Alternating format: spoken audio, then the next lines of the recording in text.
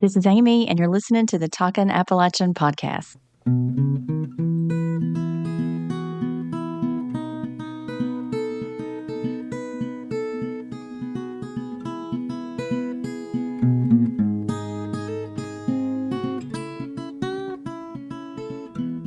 Hello, listeners. It's been a while since I've been able to post an episode. Like so many of you, we were out of power or juice, as so many of us say, for several days after Helene, which hit our region so hard 2 weeks ago. There's not a lot I can add to the conversation that's been ongoing about all of this, except that those of us who can help keep helping, whatever that looks like, and we move forward. There's been so much devastation and loss. We saw it firsthand yesterday doing relief work in a flooded area, but in equal parts, you see resilience and hope and good people coming together. And that's what Appalachia does best. With that said, my prayers are with those of you in Milton's path right now who are still picking up the pieces from Helene. To quote one of my favorite poets, Mary Oliver, in an excerpt from her poem Sometimes, Instructions for Living a Life, pay attention, be astonished, and tell about it. So that's what we do. I recorded this episode about Appalshop with Rachel Rosolina and Aaron Asbury almost a month ago, and well before Helene had even organized. But it's the perfect time now to hear what they have to say. Appalshop, which is located in Whitesburg, Kentucky, was in the disaster zone when a 1,000-year flood swept through eastern Kentucky and parts of West Virginia and southwest Virginia in July of 2022, devastating communities. While they're still recovering pieces of their archive 2.5 years later and thinking about how to better protect their building in the future, they remain the keeper of Appalachia's stories. Since 1969, Appalshop has, in Mary Oliver's words, paid attention and told about it.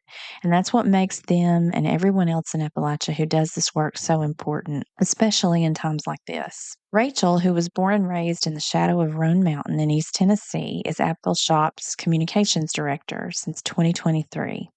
And Aaron joined Appalshop in September of 2021 as the program coordinator of Appalshop's Appalachia Media Institute. They're going to talk about what makes Appalshop so important to our region, how they've expanded to include a radio station, record label, theater programs, and an archive, and how you can benefit from Appalshop's 50-plus years of work documenting Appalachia and its amazing people.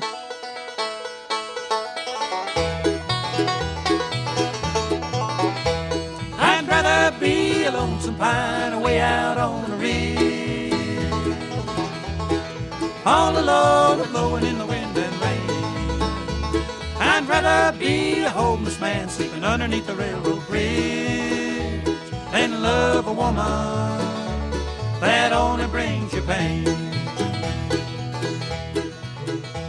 I'd rather be Rachel and Aaron, welcome to the podcast, and I'm just so excited to have you here to talk about Appalshop. I've already experienced the benefits of Appalshop, and so I want to share the good news with people who may not be familiar with the organization. So whoever wants to start, can you just talk about Appalshop and its place in the region and the region studies? Sure, I can start.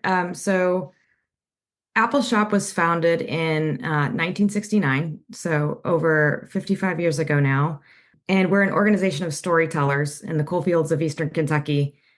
And our goal is to uplift Appalachian voices by allowing space for Appalachians to tell their own stories in their own words. And we've done that originally through film, which is how most people know us. But we also have a radio station, WMMT. Our record label actually just came out last month now with No Options, Hip Hop in Appalachia, which is a rural Appalachian hip hop collection. It made Bandcamp's best hip hop list in August. We're very excited about it. We've had theater groups in the past. We do community development. We do community health. We've got a massive archive of Appalachian film and media ephemera.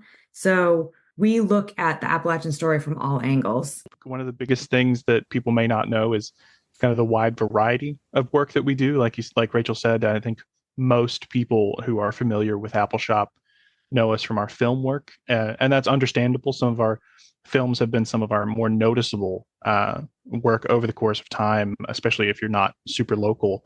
But yeah, our radio station is community led, community driven. All our DJs are volunteers. It's very, very cool, and focusing on issues that people in our region care about. And we have a lot of stuff going on. Some of the most notable stuff that you're working on right now.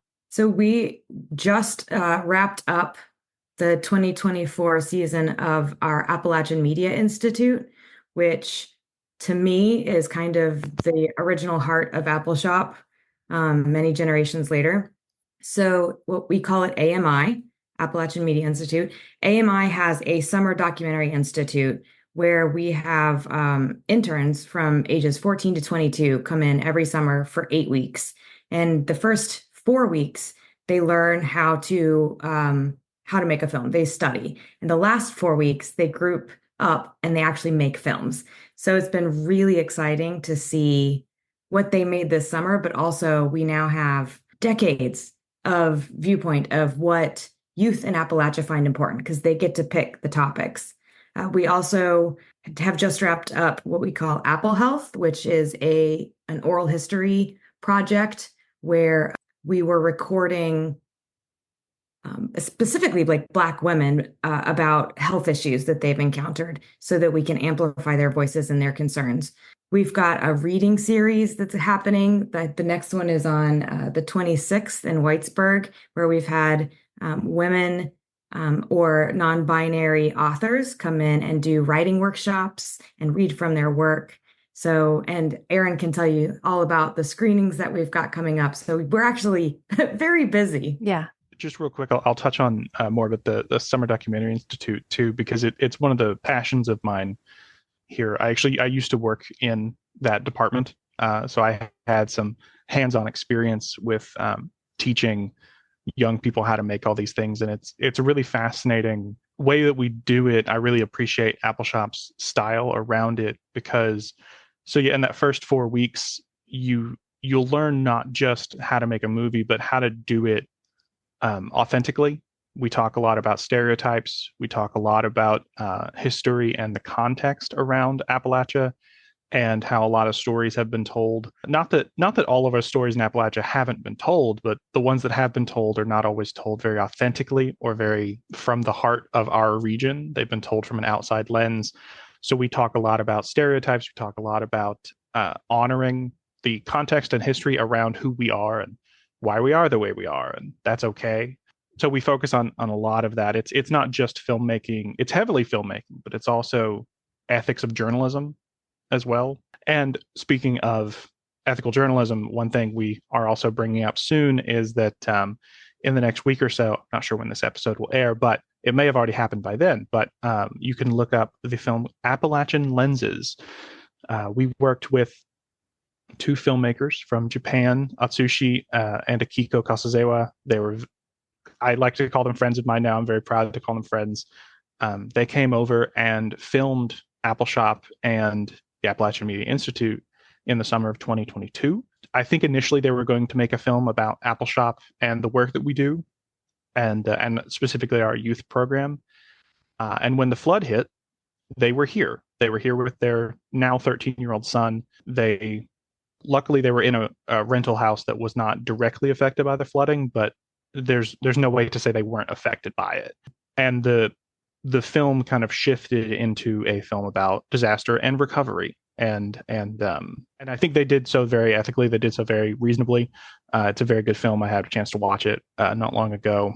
And soon, as of recording this, we're going to be having a series of community screenings in Prestonsburg, Pikeville, Whitesburg, Cowan, over in Cowan near Whitesburg.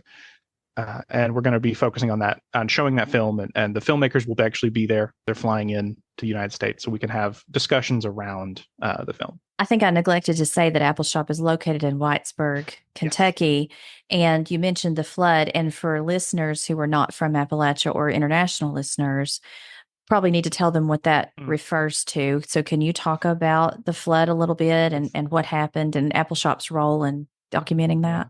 That's actually a great point, because I think sometimes I forget that people don't know. It was so important to me that I think I just understand that, or I think I understand that people know. But so yeah, in the summer, at the end of the summer 2022, at the end of July, very beginning of August, the day actually before the final film screening for the 2022 Summer Documentary Institute, the kids had already made all their films. They'd finished them. It was literally, we were waking up that next morning to go to the premiere. We're going to gather the community in the Appalshop Theater and watch all those. And I woke up and there was about 4 or 5 inches of water in my house, and it wasn't just me. That flooding that hit East Kentucky and I believe parts of Virginia and West Virginia as well, but I do believe it was mainly Kentucky, was what they categorize as a 1,000-year flood. It was one of the most catastrophic events, nature-related weather events that has ever gotten hit by. There were mudslides. I don't know the exact number of people that passed away, but I believe in Knott County and Perry County, a number of folks perished, with a couple in Letcher County as well. And I can say on a personal level, I was lucky enough that my wife and I were not as affected as others, but it was a very, very hard time for everybody. And anyone who's interested, there's actually an Appalshop film about it. It's a very raw film. It's a very hard film to watch.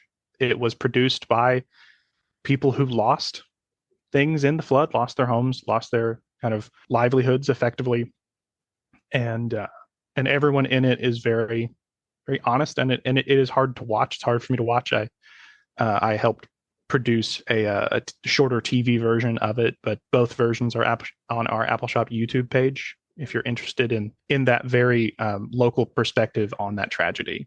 And that film is called All Is Not Lost. Yes. So I actually joined Appalshop a couple months after the flood, and the Appalshop building in Whitesburg is iconic. And the first time I ever was able to go in it was as an employee after the flood, when it was mostly gutted. And you can still feel the community spirit in there. There's something magical about being in that building due to, the floodway being reconfigured legally. The building is now in the floodway. It's not even in the floodplain, it's in the floodway. So if another flood happened, that building would be in the middle of the river. And we don't have the funds to just fix that. We also would have lots of complications in terms of you wouldn't get insurance. FEMA wouldn't help again. So we're still figuring out the piece with that building, but we are currently in a temporary office up the road 20 minutes in Jenkins, Kentucky. Our office is in the former headquarters of the Bethlehem Coal Company, which is a funny turn of events. And we're above a Dollar General, so it's the most Appalachian place you can be. We do have a Hardee's. And next door to a Hardee's, yes. That's key Appalachian cuisine. We do have a storefront still in Whitesburg where our radio station is based out of, and we're currently renovating that space so that it can be like, people passing by can actually see the DJs working, and because it's really important for us to stay in Letcher County and keep that footprint in Whitesburg, which has been our home since 1969. I'd rather be a man with no one to come home to than live in love and hurting day after day.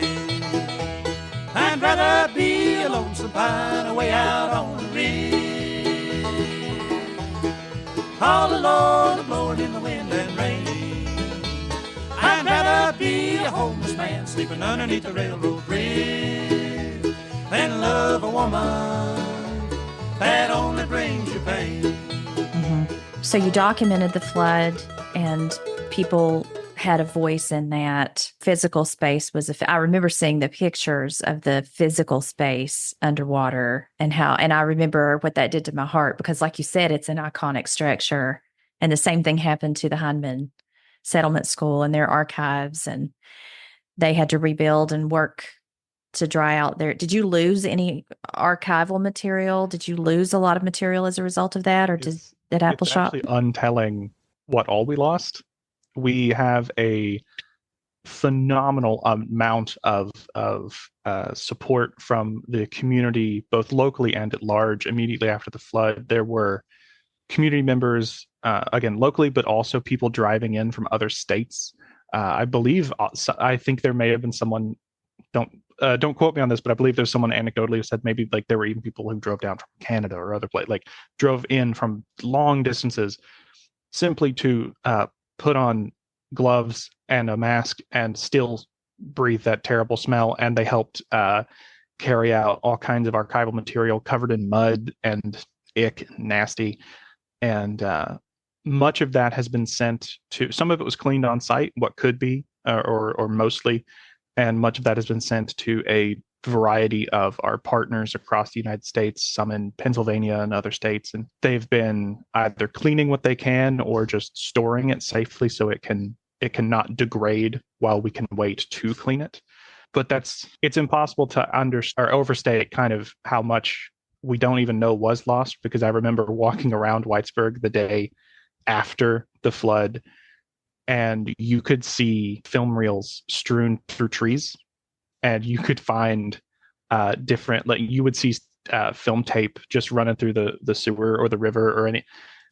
You'll see film cells everywhere. They're actually still finding them. A colleague of ours was talking to a friend of his, just purely passively, not about work at all, and they were like, "Hey, you work at Appalshop. What about this thing I found in the river?" And handed him a film reel. So people are still finding things locally. Oh yeah, I found this covered in mud. We have a lot of it, and we're saving a lot of it, but it's unfortunate that I don't know that we'll know how much we lost. It's a lot of this stuff was in a climate controlled vault, and there are records of what was in there, but even staff hadn't seen a lot of what was in there. So a bright side has been that digitization piece. But even if you are the best archivist in the world, you're not going to know how to remediate flood based on like the type of film. Like all of that is a completely different skill set. So we've had to learn a lot.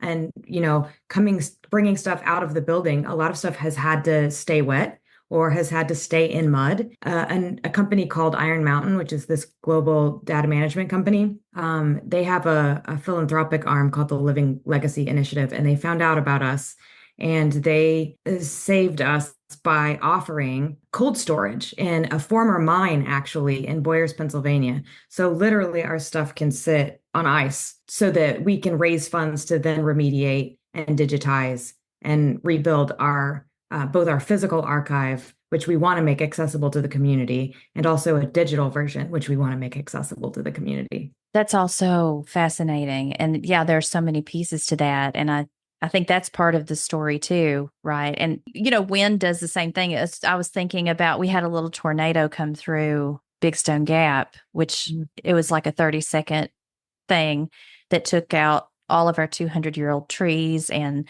houses, and our house was right in its path, and it blew. We had slate shingles because our house was built in 1936, and it blew our slate shingles off the roof, all of them, and they're heavy.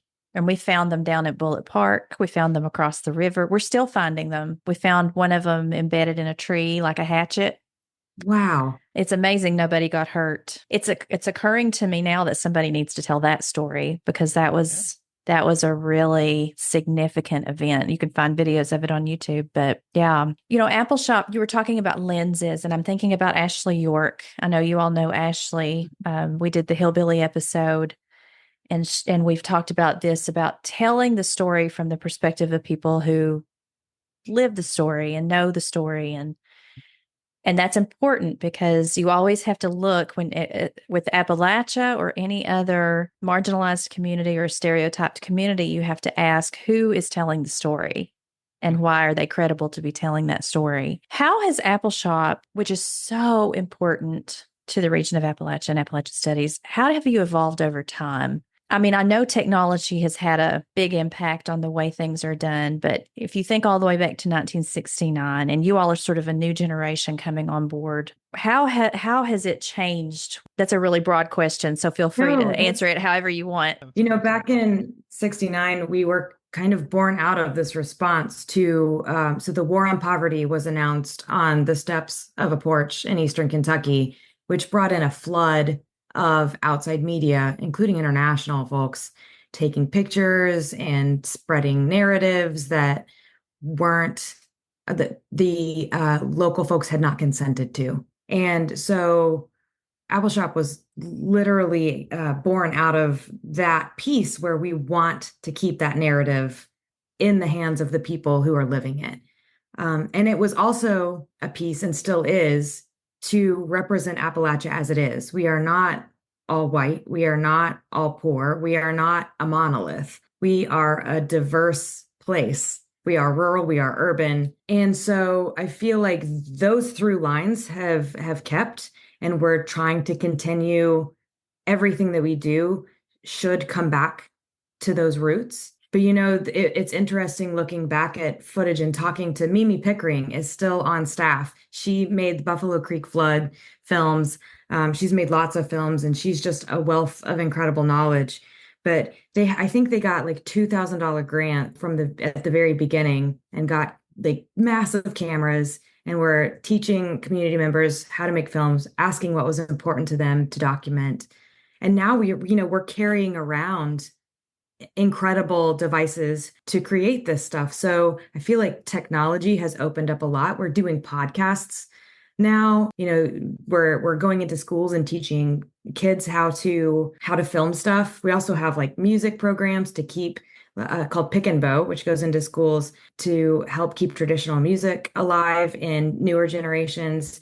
So I feel like the heart of things when we're doing Appalshop right has stayed the same. I think Appalshop also has this tendency to whoever's on staff, whatever skill set or talent they have, they use it. So that's how the radio was born. Somebody came in and was like, how about we do this? I have the skills, or I want to learn this. So WMMT became a radio station. And we've had other programs where somebody came in, had a skill set, and ended up leaving, and that program kind of died away too. So it's this ebb and flow of talent, which honestly is kind of interesting and exciting. Yeah, I think as you were talking about that like the very first thing that came to mind was Liz Barrett's film, Long Journey Home, in terms of Appalachian Studies. I feel like it's luckily in my job, I've had the privilege of watching almost every Appalshop film now. I've been working on with transcriptions and other different processes as we publicize them. So I've not watched them all, but I've seen very many of them. And I think Long Journey Home is one that constantly comes back to me and my thought processes as we continue to work and work specifically, I think, in the field of Appalachian Studies, talking about, what is home and why did people come to Appalachia in the first place, and why have they left? Why have they come back? And like Rachel said, we have never been a monolith. Ever since non-native people have started coming into the area of Appalachia, it has been everyone from a variety of backgrounds and places and races and ethnicities and belief systems. And we are far more diverse than people think. And all of that is featured heavily in Long Journey Home. And that's actually one of the things that has been interesting me in my job as kind of visual communications manager, working with people like you, Amy, like working with trying to talk to other people who understand and who are sharing these similar stories, and working to document these stories for not just for us, but in the kind of growing, still growing field of Appalachian Studies, working to work with different doctors and professors at different organizations and colleges like Berea or Moorhead or Floyd to make sure that these stories are shared and collected, and trying to further this field that I don't know if I always envision it as like, oh, I'm doing this as part of Appalachian Studies, but it's kind of impossible to deny that, like it's what we're doing. It may not be the traditional writing a book or writing a paper about a subject, but it's no less investigative. It's no less documenting. I think it's also important to point out, like with the archive, especially, we are choosing what is being put in there, thereby defining what Appalachia is to future generations. And we take that responsibility very carefully and heavily. And also about the Appalachian Studies piece, Appalshop, it happened at the right confluence of history. The fact that the war on poverty was happening and this narrative shift was happening coincided with this larger identity studies piece happening across the U.S. So I feel like Appalachian studies, African American studies, Chicano studies, women's studies, all of these identity pieces emerged from society around the same time in academia, which allowed Appalshop to get the grants it was needed because it started being taken seriously as an identity. And so sometimes you just wonder, like, would it have happened any other time?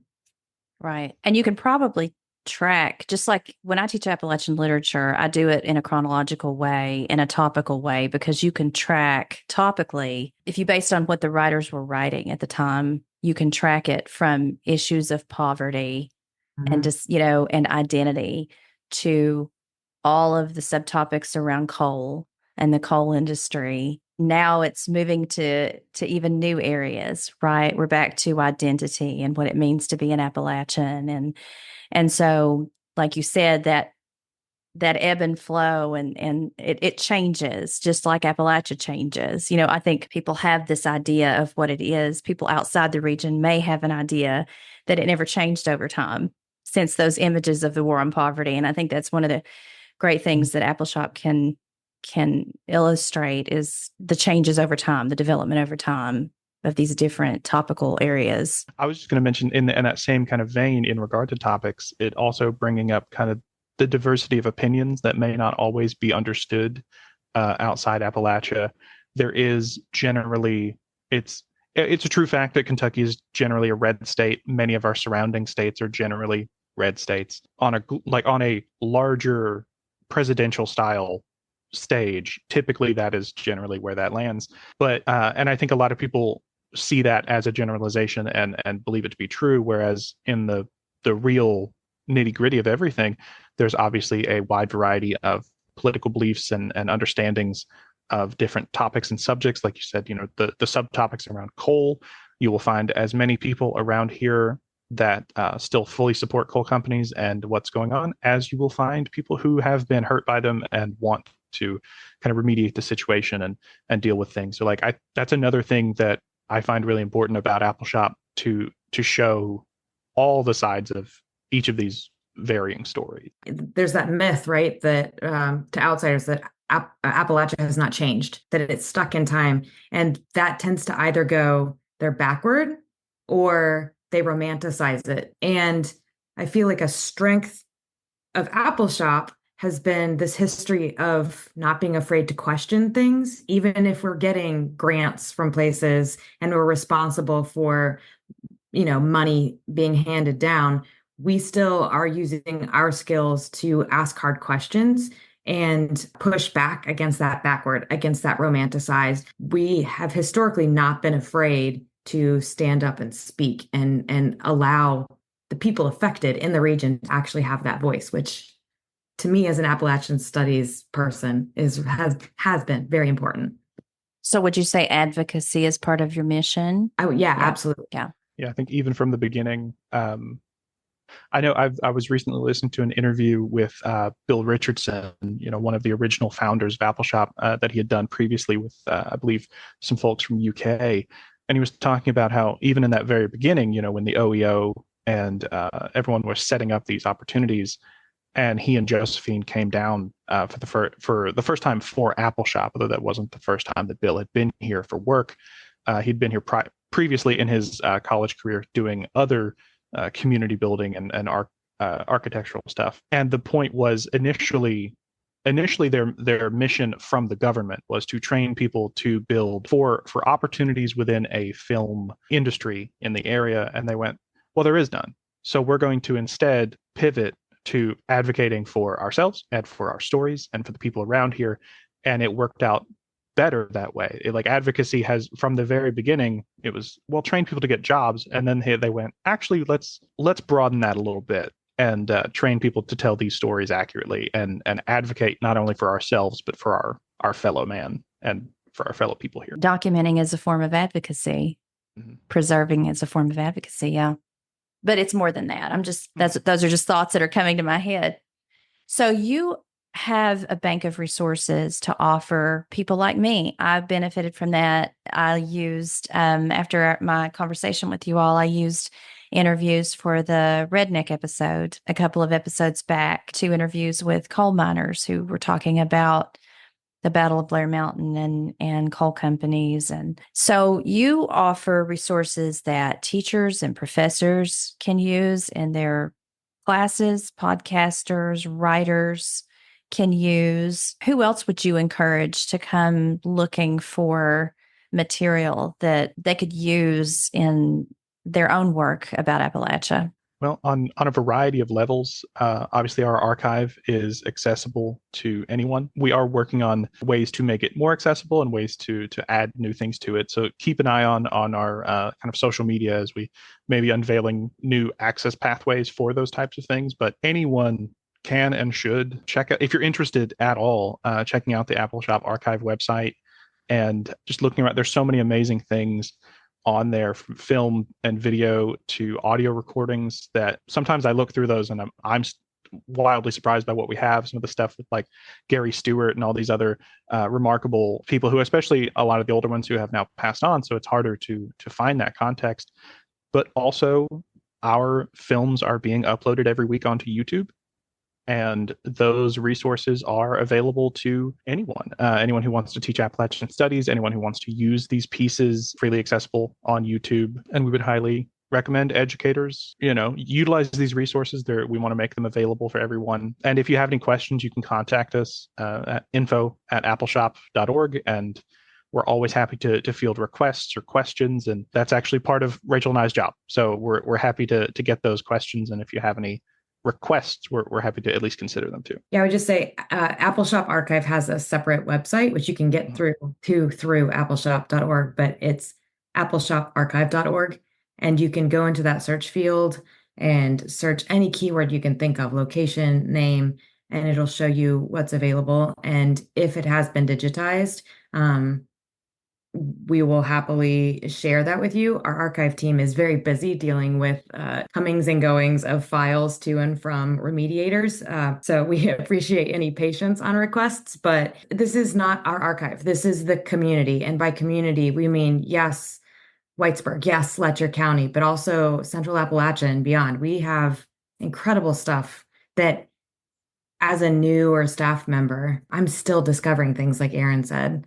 And it's kind of this magical playland for anybody who loves the region. One small personal note of for anyone listening who, well, I'm assuming if they're listening to this podcast, maybe they're a little bit further along in the process than I was when I was younger. But I wanted to say that it's perfectly fine to especially not fully understand or feel like you're from here. I grew up in East Kentucky my entire life, and I never really associated myself with the culture. I never felt like an Appalachian. I don't think I would have used that terminology until I was later in my teenage years.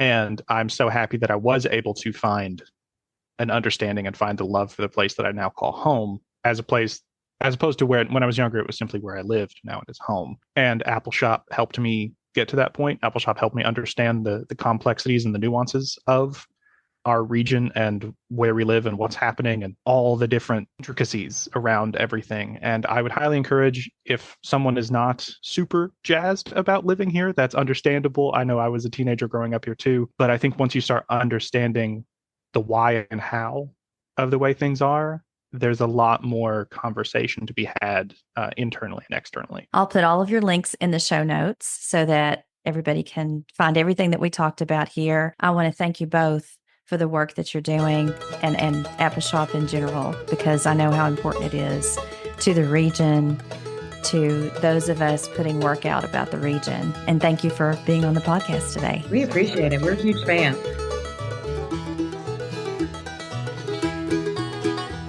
The farmer offers life and labor to his land. With love and care he tends the fertile ground. And in the golden fields at harvest time, I offered you my heart, but you turned me down. I'd rather be a lonesome pine away out on the ridge, all alone, blowing in the wind and rain. I'd rather be a homeless man sleeping underneath the railroad bridge than love a woman that only brings you pain.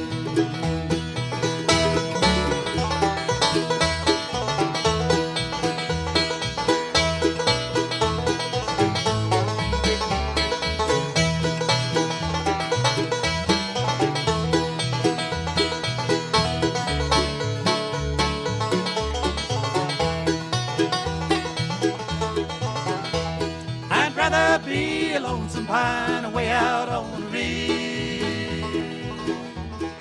All alone, blowing in the wind and rain. I'd rather be a home. Be sure to follow Talkin' Appalachian on Facebook, Instagram, and YouTube. You can also support the podcast by subscribing to our Patreon page, where you'll get bonus content and early access to episodes. All of the links will be in the show notes. Thanks for listening, and remember to keep talking Appalachian.